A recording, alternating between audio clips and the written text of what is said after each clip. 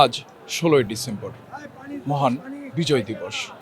স্বাধীনতার ৫৪ বছরে দাঁড়িয়েও আজকের এই ঐতিহাসিক দিনটি বাঙালি জাতির কাছে এক গুরুত্বপূর্ণ অর্থ বহন করে।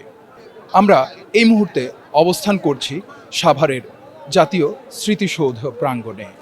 ভোরের আলো ফোটার সাথে সাথেই এখানে হাজারো মানুষের ঢল নামে। ১৯৭১ সালের এই দিনে দীর্ঘ ৯ মাসের রক্তক্ষয়ী যুদ্ধের অবসান ঘটে। পাকিস্তানি হানাদার বাহিনী নিরঙ্কুশভাবে আত্মসমর্পণ করে বিশ্ব মানচিত্রে জন্ম নেয় একটি স্বাধীন সার্বভৌম বাংলাদেশ। এই বিজয় অর্জিত হয়েছে সহজ কোনো পথে নয়।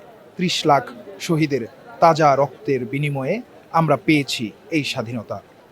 আজ এই স্মৃতিসৌধের প্রতিটি সিঁড়ি, প্রতিটি স্তম্ভ যেন কথা বলে, শোনায় আত্মত্যাগের গল্প, শোনায় বীরত্ব আর সংগ্রামের ইতিহাস। মহান বিজয় দিবসে শ্রদ্ধাভরে স্মরণ করছি যারা এই মহান মুক্তিযুদ্ধে বীর শহীদ হয়ে।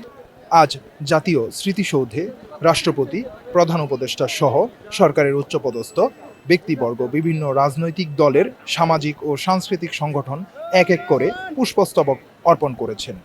এই দিনটি শুধু অতীত স্মরণ করিয়ে দেয় নয়, বরং ভবিষ্যতের অঙ্গীকার।